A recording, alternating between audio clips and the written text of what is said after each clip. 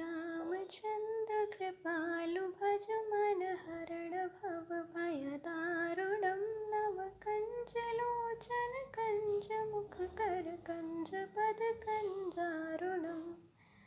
कन्दर्प अगणित अमित छवि नव नील नीरद सुन्दरं पटपीत मानहु तनित रुचि सुचि नौमि जनक सुतावरम्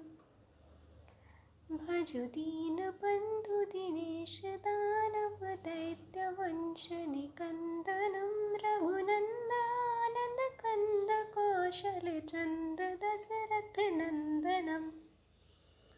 सिरमुकुट कुण्डल तिलक चारु दारु अङ्ग विभूषणं माजानुज शर चाप धर संग्राम जत खर दूषणम्